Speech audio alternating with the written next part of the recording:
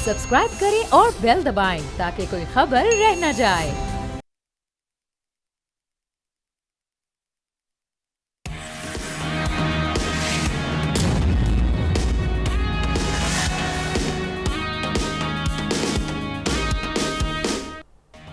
अस्सलामुअलैकुम, आप देख रहे हैं न्यूज़ पंच। मैं हूं सैयद फैसल करीम। पाकिस्तानी सियासत की आजकल यह है दास्तान के तवज्जो का मरकज बने हुए हैं मौलाना फजलुर रहमान।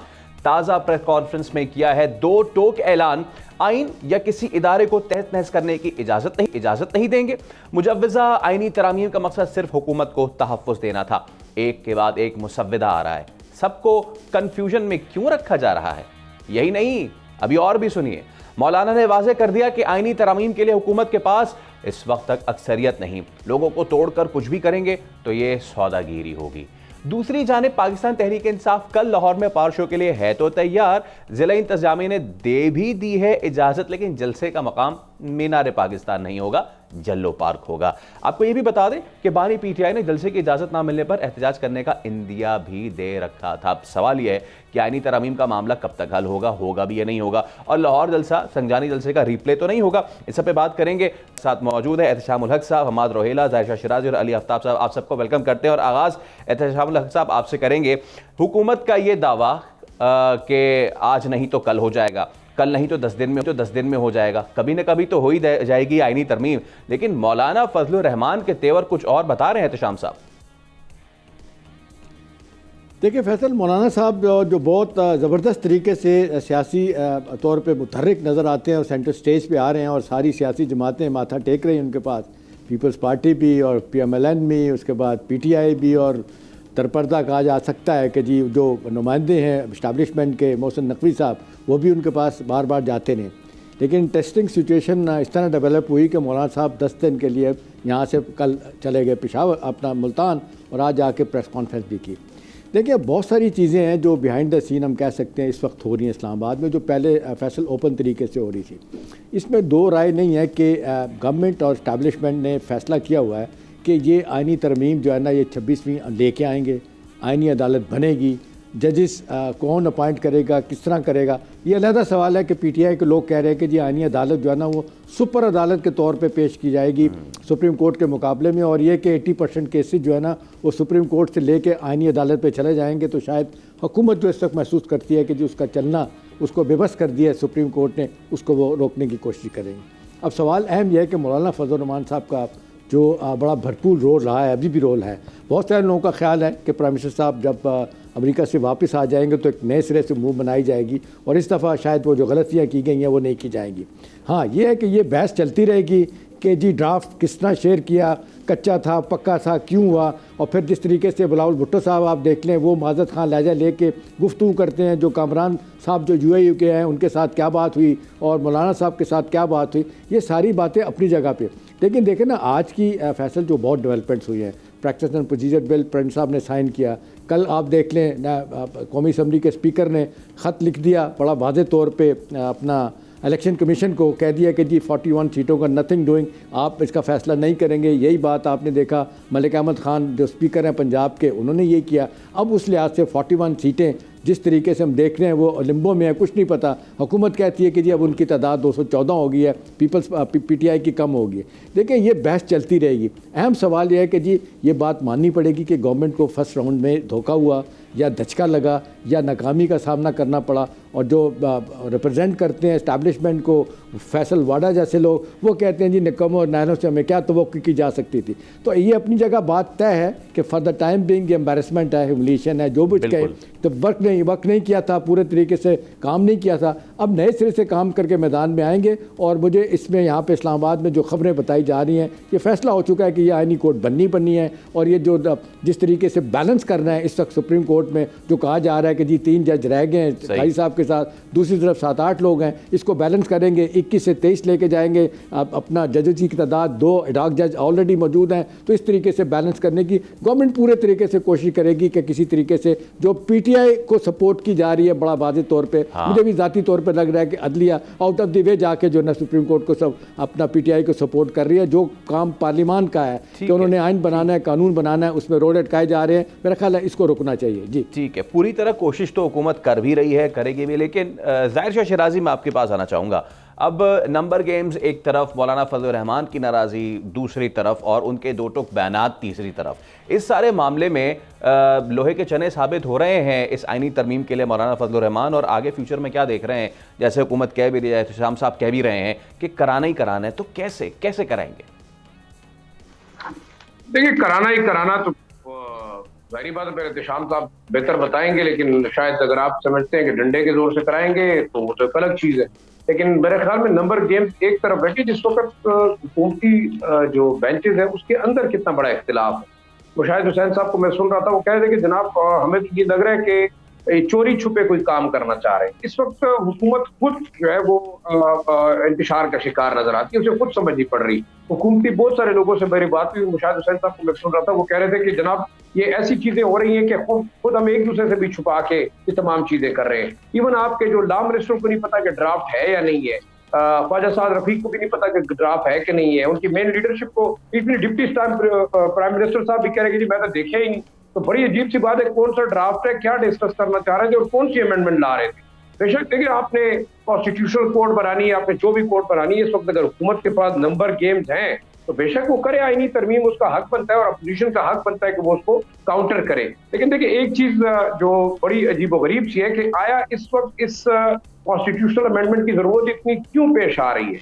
वजह क्या है? पीपल्स पार्टी को क्यों जरूरत है और पीएमएलएन को क्यों जरूरत है? अगर सिर्फ और सिर्फ इक़्तिदार बरकरार रखना है, कुछ मनपसंद लोगों को आला मुद्दों के ऊपर एक्सटेंशन देनी है, तो ये एक अलग बात है। ये तो मेरे ख्याल में कोई चीज हुई कि जो काम हम कह रहे थे कि जनाब तहरीक इंसाफ ने गलत किया, उससे पहले पीएमएलएन ने गलत किया, फिर पीपल्स पार्टी ने गलत किया, और अब जो है वो पीडीएम की हुकूमत पीपल्स पार्टी और जो पीएमएलएन है दोनों मिल के कर रही है। लेकिन पीएमएलएन के अंदर ओपन इख्तिलाफ है। जो मेरी बातचीत हुई है, बहुत सारे जो कहते हैं मियां साहब के ग्रुप के सीनियर लीडर्स हैं, उनका ये कहना है कि वो किसी सूरत में भी इस चीज को जो है वो हिमायत नहीं करेंगे, और ये एक ओपन बिल्कुल चैलेंज होगा शहबाज शरीफ साहब के लिए खुद भी। बेशक वो अगर कह रहे हैं कि 2 स्पीकर से खत लिखे, लेकिन केपी के असेंबली के स्पीकर से भी खत लिख दिया कि जनाब ये जो 41 सीटें आप हमें दें, क्योंकि सुप्रीम कोर्ट ने हमें दी हैं। आखिरी जो बड़ी इंपॉर्टेंट चीज है वो ये है कि अवामी नेशनल पार्टी ने भी इनकार कर दिया जनाब हम किसी गैर आईनी और गैर जमहूरी जो अमेंडमेंट है और हुकूमत की मर्जी की जो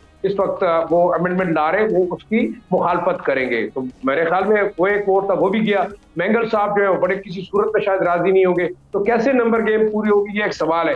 एक चीज जो बड़ी अहम है पाकिस्तान की जो सियासत है उसके अंदर, अगर आप अपनी मर्जी से अदालतों को अपने ताबे कर रहे हैं, अगर आप अपनी मर्जी से अदलिया को अपने ताबे करने की कोशिश कर रहे हैं, तो मेरे ख्याल में ये किसी भी किस्म से जो है वो जमहूरी निज़ाम का जो है वो एक अच्छी मिसाल नहीं है। और पहले भी लोग अब पे उंगलियां उठा रहे हैं कि जनाब इलेक्शन इंजीनियर थे, पाम 47 की हुकूमत है, तहरीक इंसाफ पहले ही लड़ रही है, जुडिशल जो इलेक्शन ट्रिब्यूनल्स हैं वो उनके केसेस के फैसले नहीं कर रहे। तो हम दुनिया को क्या बताना चाह रहे हैं? क्या हम समझते हैं कि ये एक ऑटोक्रेटिक निज़ाम है? पहले भी हम जमहूरी निज़ाम से एक ऑटोक्रेटिक फॉर्म ऑफ गवर्नमेंट पे चले गए हैं। ये हाइब्रिड निज़ाम जिस तरीके से आप इस मुल्क के अंदर आप इम्प्लीमेंट करना चाह रहे हैं, ये मजीद जमहूरियत को खोखला करेगा और जमहूरी निज़ाम को मजीद डिरेल करेगा। मेरे ख्याल से अहम नुकता यह है कि आप तमाम इदारों को अपने जुरिस्डिक्शन के अंदर काम कर रहे थे, मुकर्रना का अपना काम है, एस्टेब्लिशमेंट का अपना काम है। जब तक ये इदारे आपस में कॉन्फ्लिक्ट में रहेंगे और अगर वो जाती इख्तिलाफ की वजह से कॉन्फ्लिक्ट में आ रहे हैं, मेरे ख्याल में नुकसान पाकिस्तान का है, उसकी इकोनॉमी का है, उसकी डेमोक्रेसी को है, उसके ओवरऑल स्ट्रक्चर को मेरे ख्याल में इस वक्त बहुत बड़ा खतरा लाहक है। हम्माद रोहिला साहब, हम ये देख रहे हैं कि जी ड्राफ्ट की बहुत बात हुई, किसी ने कहा ये कच्चा ड्राफ्ट है, किसी ने कुछ इस पर बड़ी तनकीद की, और अब मौलाना फजल रहमान ने तो खुल के कह दिया कि जी वो मुसव्विदा जो है वो है ही नहीं, वो अबहाम है। और ऐसा सिर्फ वो नहीं, फारूक सत्तार भी ये कह चुके हैं और मुख्तलिफ सियासी हल्कों से बात आ चुकी है। आप मुझे बताइए कि क्या ही अच्छा नहीं होगा कि हुकूमत जो है वो जो भी वो करना चाहती है, क्योंकि we live in a democratic society, तो वो शेयर कर दें ना। इसमें आखिर ऐसा क्या चीज़ है? कोई इसमें ढकी छुपी बात है, कोई सीक्रेसी है खुदा ना खास्ता? क्यों नहीं करते ये चीज़? मंजर आम पे क्यों नहीं आती? जी, आप इनका सवाल बहुत अच्छा है। हमारी जो सियासत है इसमें कोई भी दिन डल दिन नहीं होता, रोजाना कोई ना कोई हलचल हो रही होती है। आज की भी जो चीजें हैं आपने बड़ी खूबसूरती से अपने इंट्रो में बताई हैं। एक बात जो आपने जिक्र किया मौलाना साहब का, ये तरमीम से ही कॉन्टिन्यूशन जो पिछले एक हफ्ते से कुछ दिनों से हम देख रहे हैं वो है। दूसरा जलसे की बात है। तो अभी अब जो पहली बात कर रहे हैं तरमीम के बारे में बात कर रहे हैं कि ये कैसे की जा रही है, और अभी आपने पहले ये भी कहा कि हुकूमत कह रही है कि आज हो जाएगी, 10 दिन में हो जाएगी, 1 माह में हो जाएगी या हो जाएगी। तो उसके जवाब में मैं एक मिसरा कहना चाहता हूँ। मुन्नू भाई ने कहा था कि हो नहीं जाता, करना पैंदा है। ये हो नहीं जाएगा। इन्होंने पहले भी शायद यही सोचा कि हो जाएगा, खुद ही अल्लाह तवक्कुल हो जाएगा, या शायद हमारे पास कुछ ऐसी ताकतें हैं, गैबी मदद है जिसकी वजह से हो जाएगा, जो इनको मुंह की खानी पड़ी। मैंने पहले भी बताया था, जो मेरी राय है कि ये इनकॉम्पिटेंस की आला मिसाल है, एक टेक्स्ट बुक एग्जाम्पल है जो कि हमारे सामने आई है।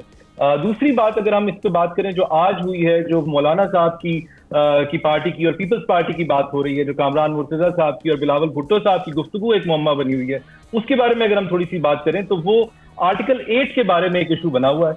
आर्टिकल 8 के और 28 के बारे में मैं आपके सुनने वालों को बताता चलूं कि 8 से लेके 28 तक हमारे आइन में बुनियादी हकूक की बात की गई है, और कानून साजी जो आर्टिकल 8 के अंदर की जा रही थी उसके अंदर वो ये था कि पहले से ये मौजूद है कि कोई भी ऐसी कानून साजी नहीं की जा सकती जिसके तहत इन बुनियादी हकूक को सल्व किया जा सके।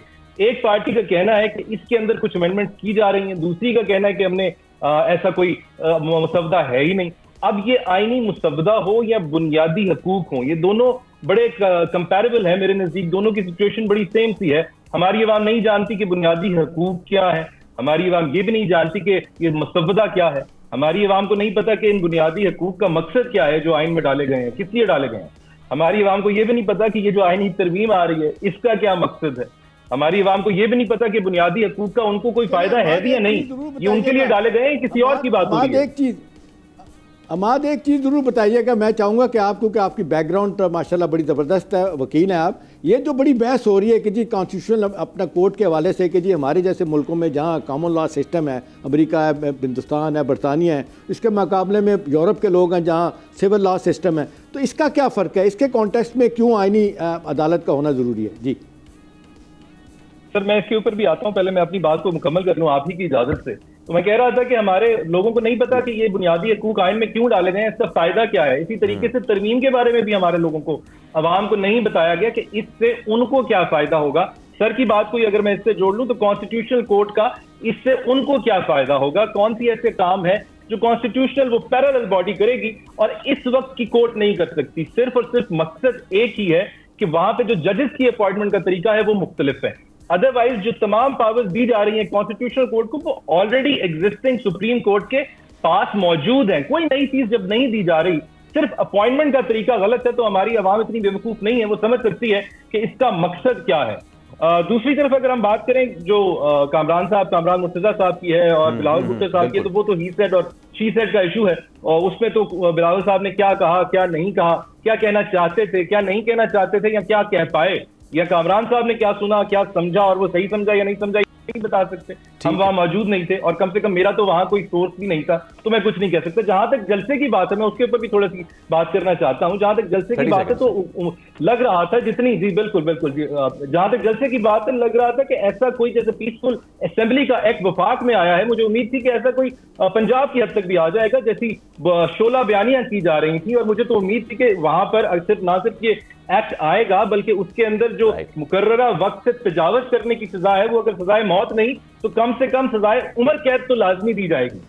ऐसा लगता है कि हमारी हुकूमतें हों, कोई भी हुकूमत, सियासी जमात जब हुकूमत में आती है तो वो अपोजिशन से इस मुकाबले में होती है कि अवाम को ज्यादा जलील और रुस्वा कौन करता है। आज कल जलसा हो जाएगा तब भी अवाम रुस्वा होगी, अगर नहीं होगा चले अभी तो सिर्फ इजाजत मिली है ना, लेकिन हमारे साहब अभी सिर्फ इजाजत मिली है, देखते हैं आगे। अब अली आफ्ताब से पूछ लेते हैं ना। अली आफ्ताब, बताइएगा कि ये जलसा जो है अब होने जा रहा है लाहौर में, 2 से 5 का वक्त दिया गया है। वो हमारी कौम ही क्या, जिनको शादी का वक्त दिया जाता है रात 9 बजे तो वो 11 बजे पहुंचते हैं। 2 से 5 जलसा, दोपहर में पॉलिटिकल वर्कर पहुंचेगा नहीं पहुंचेगा, ये मैं चाहूँगा कि ये जो हमने एक नई चीज़ की है कि जी टाइम होना चाहिए ना, ये अच्छी चीज़ है, होना चाहिए, एक टाइम लिमिट होनी चाहिए। बट डू यू थिंक इससे पहले होता रहा ये पाकिस्तान में जो अब हो जाएगा ये इम्प्लीमेंट?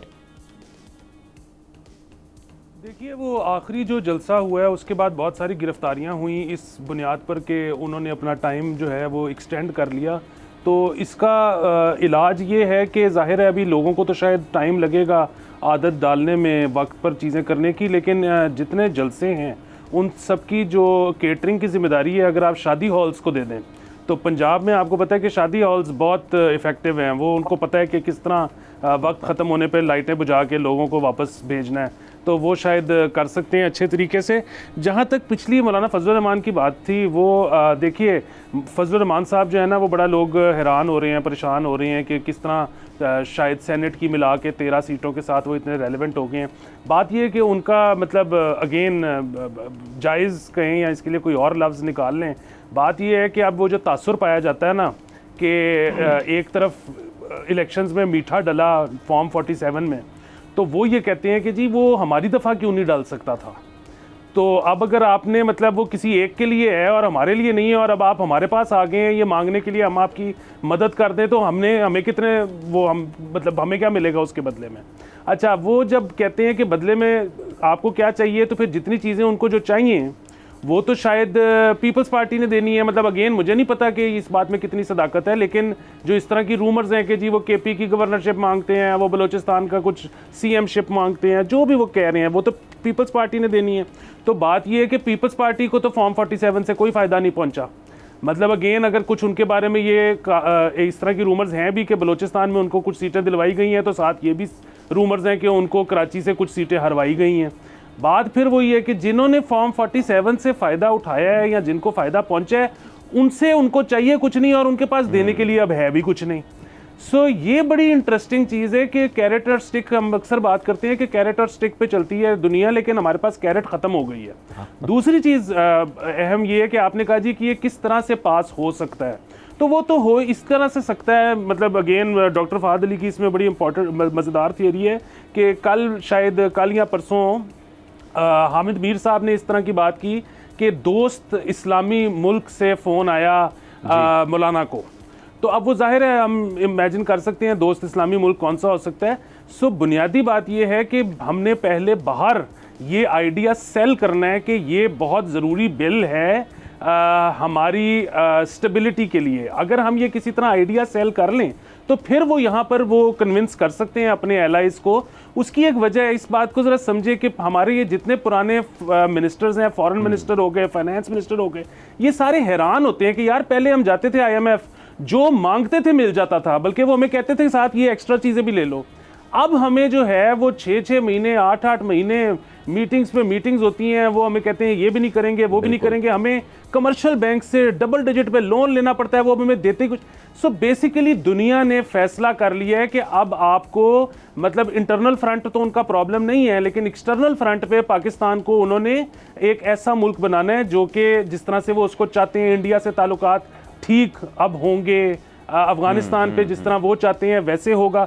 सो अगर हम किसी तरह पूरी दुनिया को ये सेल कर दें आइडिया कि आफ्टर दिस तरमीम यहाँ पे सब कुछ ठीक हो जाएगा, तो फिर ये तरमीम हो भी सकती है पास, इसमें कोई मसला नहीं है। ठीक है अली आफ्ताब साहब, आप क्योंकि आपने अब IMF का तस्करा कर ही दिया है तो एक ब्रेक लेते हैं, और ब्रेक के उस पर अब ज़रा मईशत की बात कर लेते हैं। बड़े स्टैगरिंग फिगर्स हैं, और वो ये कि 4 साल में हमें $100 अरब का कर्जा वापस लौटाना है। कैसे होगा ये? ब्रेक के बाद इस पर बात करेंगे।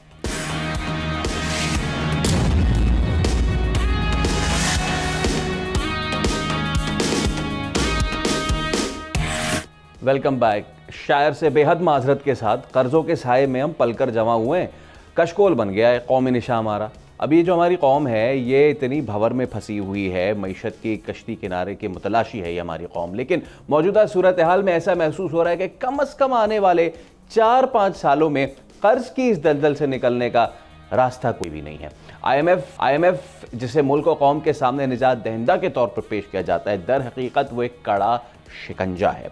अंदाज़ा लगा लें कि वफाकी वज़ीर ख़जाना कहते हैं कि दोस्त ममालिक की यकीन दहानियों के बाद IMF ने इजलास बुलाया।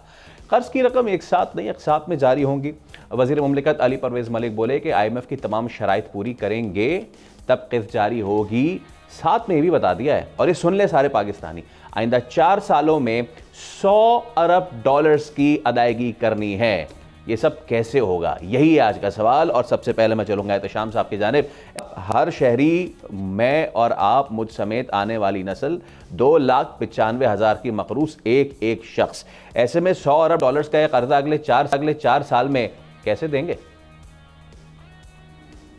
देखिए फैसल, एवरेज अब यही पता चल रहा है कि $30 बिलियन हमने वापस करने हैं। थोड़ा सा पहले तक हमारे जो प्लानिंग के मिनिस्टर हैं डिप्टी चेयरमैन भी हैं प्लानिंग कमीशन के, एहसन इकबाल साहब, वो कहा करते थे कि जी $70 बिलियन हमने 3 सालों में वापस करना है। तो अब स्टेट मिनिस्टर कह रहे हैं कि जी 4 सालों में $100 बिलियन वापस करना है।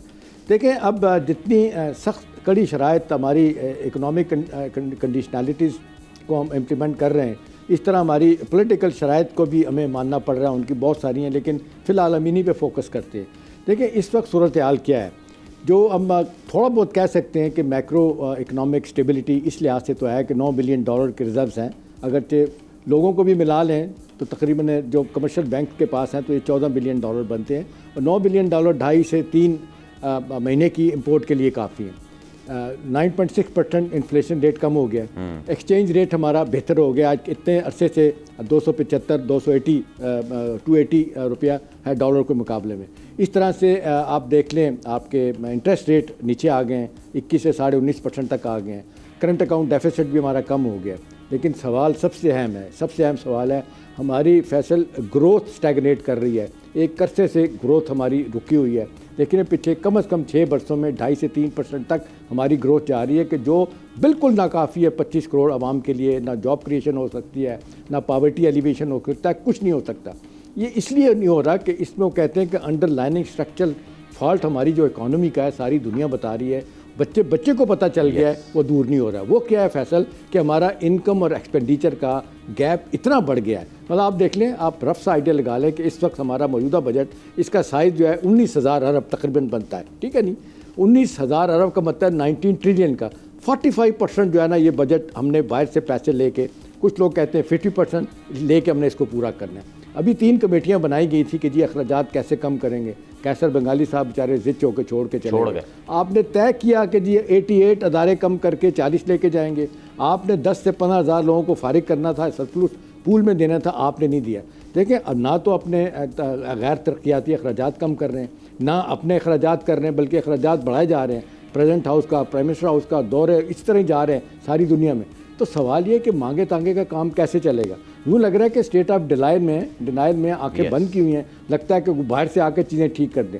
ठीक है, हमें दुनिया डिफ़ॉल्ट नहीं करने देगी, हमें रोके रखेगी, लेकिन सवाल तो ये है कि अपने पाँव पे कैसे खड़े होंगे। एक ही तरीके अपने अखराजात कम करें, आया पीछे लगा हुआ है, ऑस्टेरिटी बेल्ट टाइटनिंग करें, लेकिन साथ साथ हमें भी देखना है कि हमने क्या करना है। अगर हमें बाहर से पैसा देना लोग बंद कर देते, लेकिन अभी लोग मिसालें देते हैं, छोटे छोटे मुल्क।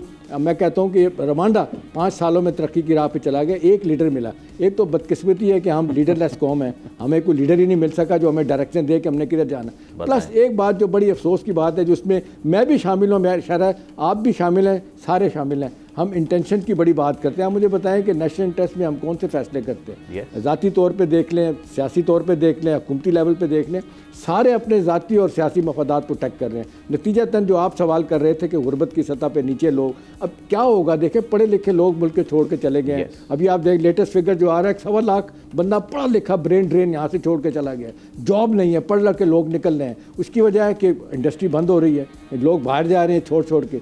इस लम्हा फिक्रिया हैरत की बात है, सारे अपने कामों में लगे हुए हैं, सियासत धड़ाधड़ हो रही है। जो असल बात सारी दुनिया देखती है कि इकोनॉमी को ठीक करना, उस तरफ नहीं आ रहे। मेरा ख्याल है यहाँ पे वाकई पॉलिटिकल विल की कमी है। जब तक नहीं करेंगे फैसल, हमारी मुश्किलात बढ़ती चली जाएंगी। और पिछले 6 बरस से ग्रोथ रेट 2-2.5% पर रुका हुआ है। नतीजतन गुर्बत भी बढ़ रही है, जॉब क्रिएशन भी नहीं हो रही, इंडस्ट्री भी नहीं लग रही। हर चीज़ वो कहते हैं ना उर्दू में, तरक्की है माकूस, नीचे से नीचे हम जा रहे हैं। लम्हा फिक्रिया, अल्लाह जाने कौन इसको ठीक करेगा। और एहतशाम साहब, विल नहीं, मुझे तो लगता है इल विल की भी बात है, क्योंकि हमाद रोहेला साहब जब भी बात होती है हम किस तरीके से करेंगे, तो कुछ तरीकाकार वजह करती है हुकूमत। उसमें इस वक्त टॉप प्रायोरिटी है जी टैक्स बेस बढ़ा दें।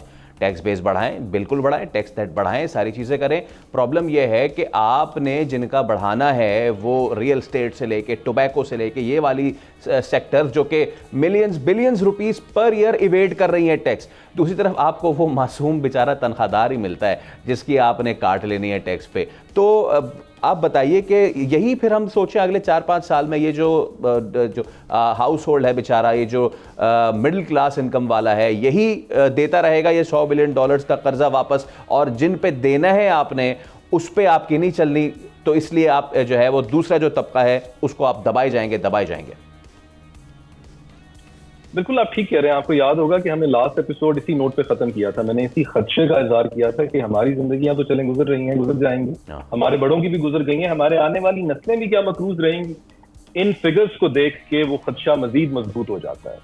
और अफसोस की बात है कि हम अपने पुराने माजी से कुछ नहीं सीखे। एक किताब है अकबर जैदी साहब की, इश्यूज इन पाकिस्तान इकोनॉमी, अगर आप उसको पढ़ें तो उसके अंदर इकोनॉमी की टाइमलाइन बयान की गई है और इकोनॉमी की टाइमलाइन को 3 हिस्सों में तकसीम किया गया है। पहला एरा जो 1947 से 79 तक उन्होंने बयान किया है, उसका नाम उन्होंने दिया है एरा ऑफ एक्सपेरिमेंटल इकोनॉमी। दूसरे को 79 से 2000 तक कहा है एरा ऑफ ट्विस्टेड इकोनॉमी। तीसरे के बारे में कहा है, जो कि हम अभी दी रहे हैं, वो एरा ऑफ प्रॉब्लमैटिक इकोनॉमी। अब आप जब इन इकोनॉमीज को, इन एराज को पढ़ते हैं तो ऐसे लगता है कि हम शायद पहले एरा से ही बाहर नहीं निकले। पहला एरा जो 1947 से लेकर 79 तक का इसके अंदर जिक्र किया गया है, एक्सपेरिमेंटल एरा, मैं उसकी चंद बातें आपको बताऊंगा, वो आज के लिए बिल्कुल मौजूद लगेंगी हमें। उसकी सबसे पहला इशू ये था कि पहली दिहाई का हमारी जो बेशतर हिस्सा है वो आइन के बगैर गुजरा। उसकी वजह से कोई सियासी इस्तेहकाम नहीं आ सका। जहां सियासी इस्तेहकाम नहीं होता वहां मईशत पे बात नहीं हो सकती। इस वक्त भी हमारे मुल्क में अगर आप देखें तो आइन तो मौजूद है, लेकिन किसी ना किसी कॉन्टेक्स्ट में, किसी ना किसी वजह से हम लोग रोजाना एक दूसरे से ये सवाल करते हैं कि क्या इस मुल्क में वाकई आइन मौजूद है। और पॉलिटिकल स्टेबिलिटी की अगर बात करें तो अपोजिशन को देखें तो वो महीने क्या, वो तो हफ्तों की बात करती है कि हुकूमत हफ्तों में बदल जाएगी। और अगर आप हुकूमत की बात करें तो वो तो लगता है ता क़यामत यहाँ बैठे रहना चाहते हैं। उनके इक़दाम ऐसे हैं, अगर उनको जरा सा भी इदराक होता कि उन्होंने कल को अपोजिशन में आना है तो जैसी आईनी तरमीम वो आज ला रहे हैं वो ना लाते। इसी तरीके से एक्सपेरिमेंटल एरा ही की बात करें तो अयूब साहब के जमाने में हमें बताया गया कि हार्वर्ड ट्रिकल डाउन मॉडल हमारे मुल्क के लिए बहुत अच्छा है। फिर उनके जाते ही हमें भुट्टो साहब ने बताया कि नहीं जनाब, नेशनलाइजेशन बहुत अच्छी है, उसका तजर्बा किया जाएगा। आज हम दोबारा प्राइवेटाइजेशन का तजर्बा कर रहे हैं। पॉलिसी अच्छी या बुरी नहीं होती, उसकी एग्जीक्यूशन उसको अच्छी या बुरी बनाती है। हमारे सामने ये भी केस स्टडी मौजूद है झील पाक सीमेंट की, जिसके अंदर देखा गया था कि वो इदारा मुनाफा बख्श इदारा था, लेकिन निजकारी के बाद वो लॉस मेकिंग एंटिटी बन गया। और ना सिर्फ लॉस मेकिंग एंटिटी बन गया बल्कि वहां पर हाउसिंग सोसाइटीज बना ली गई। इस वक्त भी जिन इदारों की निजकारी की जा रही है, क्या हम माजी से सबक सीख रहे हैं उसके बारे में? क्या उस निजकारी को हम प्रॉपरली कर रहे हैं? एक मैं जो बात खत्म करूंगा, आपके पास वक्त कम होता है। एक जुमला मेरे ज़हन में आ रहा है, एक शेर मैं वो बता देता हूँ कि हमारे पांव उल्टे थे, फकत चलने से क्या होता, बहुत आगे गए लेकिन बहुत पीछे निकल आए। हम दायरों में हैं, हम अपनी पॉलिसी से, गलतियों से सीख नहीं रहे। एब्सोल्युटली सर, बहुत ज़बरदस्त आपने बात, हैराना मिजाज भी हो रहा है इस प्रोग्राम का। लेकिन अभी ब्रेक लेने, ब्रेक के उस पर हाजिर होंगे तो अली आफ्ताब और जायशा शिराजी से यही बात कंटिन्यू करेंगे। और सवाल यही है, $100 अरब का कर्जा 4 साल कैसे करेंगे? वापस ब्रेक लें।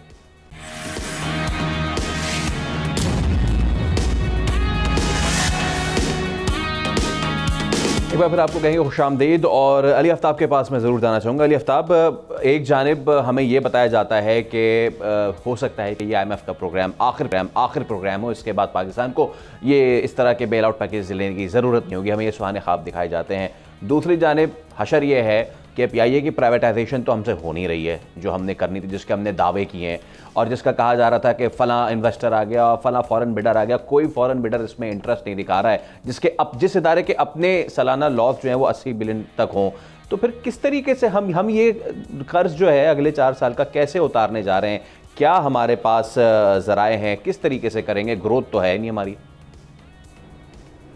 जी बिल्कुल, PIA का आपने जिक्र कर दिया तो मैं सरसरी तौर पे कह दूं, बहुत सालों से मैं तो ये कह रहा हूं कि PIA जब तक प्राइवेटाइज नहीं होता तब बस इसको बंद कर दें, मतलब इसको ड्रैग करने की क्या ज़रूरत है। जहां तक मामला है कि $100 अरब का, देखिए 3-4 चीज़ें हैं जो कि हमें वैसे ही करनी चाहिए। ठीक है, वो जिस तरह से बात हो रही थी कि हम अपने पैरों पे कैसे खड़े होंगे, तो उसके लिए एक एहतशाम साहब ने कहा कि अपने खर्चे कम करने की ज़रूरत है, रियासत को अपना साइज़ छोटा करने की ज़रूरत है, वो सबसे बुनियादी चीज़ है। दूसरा, लीडरशिप की उन्होंने बात की, बिल्कुल लीडरशिप कोई है ही नहीं। बेसिकली सारी लीडरशिप इतनी अनपॉपुलर हो गई है कि इस वक्त किसी पार्टी का कोई चेयरमैन या सदर ऐसा नहीं है जो TV पे आके ये कह सके कि बच्चे कम पैदा करें।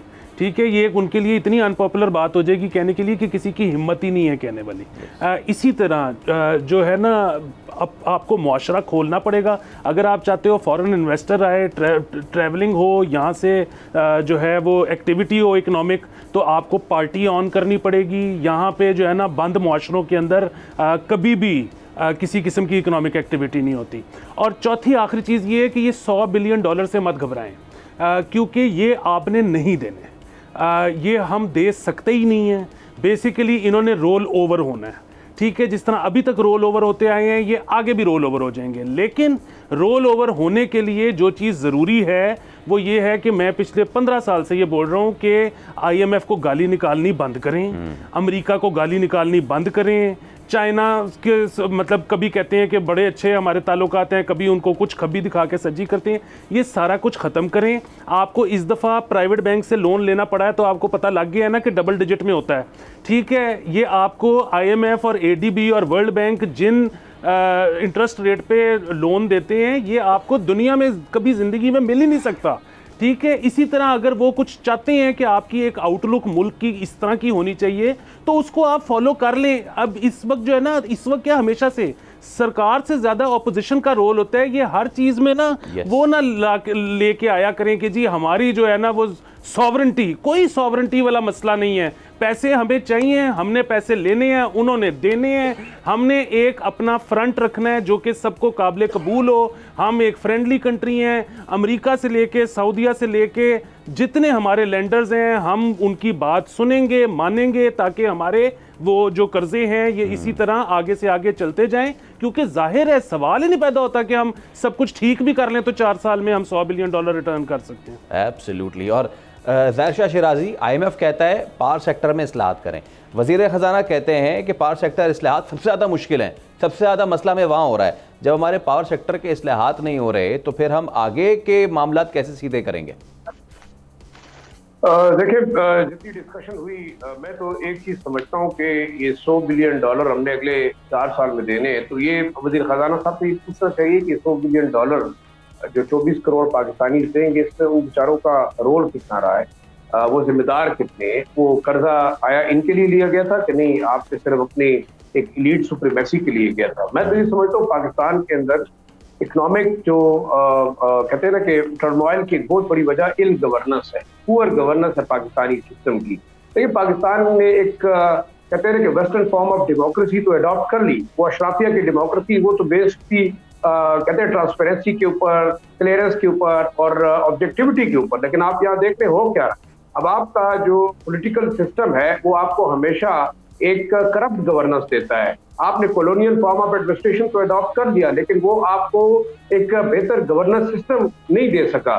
दूसरा, अगर आप देखिए, मेरे ख्याल में कहते हैं ना गुड गवर्नेंस की policies they are well known to everyone, लेकिन ये इंटेंट ऑफ द जो लोगों की अपनी सोच होती है हुकूमत के बारे में वो डिसाइड करते हैं। इब्राहिम लिंकन ने बड़ी अच्छी बात की कि आप सारी उम्र लोगों को बेवकूफ नहीं बना सकते इस हिसाब से। तो ओवरऑल अगर देखा जाए तो इस वक्त पाकिस्तान के अंदर जो आपका इल प्लानिंग है, पुअर गवर्नेंस है, वो तमाम चीजों की तबाही की जिम्मेदार है। आपने IPPs की बात की, एक IPPs को क्या रोना, आप FDI foreign development direct investment के पीछे जा रहे थे, लेकिन आज आपकी हालत ये है कि आपके इदारे खरीदने के लिए कोई तैयार नहीं है। आप लिटरली एक बैंकरप्ट मुल्क हो चुके हैं, आप एक फेल्ड स्टेट की तरफ जा रहे हैं। लेकिन मेरे ख्याल में हमारे यहाँ पाकिस्तानी अशराफिया जो खासतौर पर इस वक्त हुकूमत के अंदर है उनको इस बात की कोई फिक्र नहीं है, क्योंकि मेरे ख्याल में देखा जाए अगर आप किसी को कर्जा लेने जाते हैं, आपके अपने एसेट्स, आपके अपनी इन्वेस्टमेंट, आपकी या इन्वेस्टमेंट UAE में या बरतानिया में या UK में या अमेरिका में आप कारोबार बाहर करते हैं, आपकी ब्यूरोक्रेसी कहाँ बैठी हुई है? आपके कम से कम 500 से 700 के करीब ब्यूरोक्रेट्स जो है वो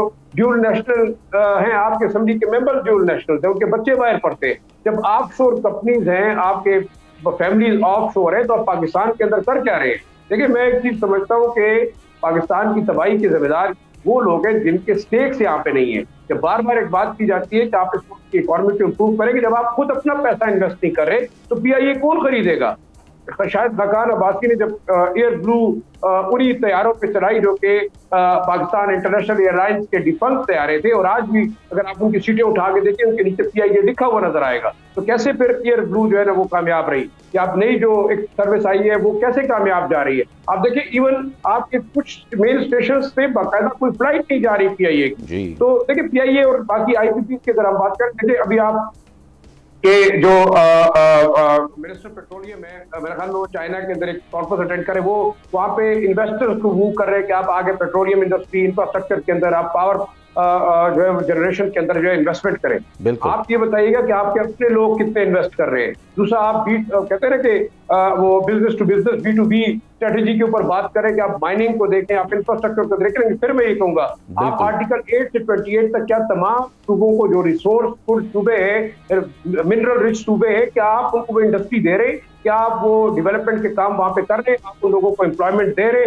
मेरे ख्याल में देखिए, आपने सोचना ये होगा कि ये पाकिस्तान आप चंद लोगों के लिए चला रहे हैं या किसी एक खास सूबे के लिए चला रहे हैं। मेरे ख्याल में बड़ा ओपन होना चाहिए, क्योंकि देखिए बलूचिस्तान और KP वो डिसएडवांटेज पे आते हैं कि आप उनके रिसोर्सेज को यूटिलाइज नहीं कर रहे, वहाँ इंडस्ट्री डेवलप नहीं कर रहे। तो आप अगर इंडस्ट्री वहां पे लगाएंगे, कहते हैं रॉ मटेरियल यहाँ से लेके जाएंगे, इन सूबों से मैन पावर यहाँ से लेके जाएंगे, एनर्जी यहाँ से लेके जाएंगे, तो बिल्कुल जाहिर साहब, ये सारी बातें हैं कि जिस पे ये there are so many points to ponder, but आज के शो का वक्त खत्म हुआ। थैंक यू सो मच आप तमाम हज़रात। नाज़रीन, बात यह है कि जून का जो इक़्तिसादी सर्वे था उसमें बताया गया था कि हर शहरी 2,80,000 का मकरूज़ है। आज सितंबर है, 3 से 4 महीने हुए हैं और ये कर्जा 15,000 बढ़ गया है, 2,95,000 हो चुका है। खाका बदहन ये 15,000 से बढ़ के साल के आखिर में पता नहीं कहाँ तक चला जाएगा। फैसल करीम को दीजिए इजाज़त, आपसे मुलाकात होगी अब पीर को। अपना रखिए ख्याल, अल्लाह हाफ़िज़।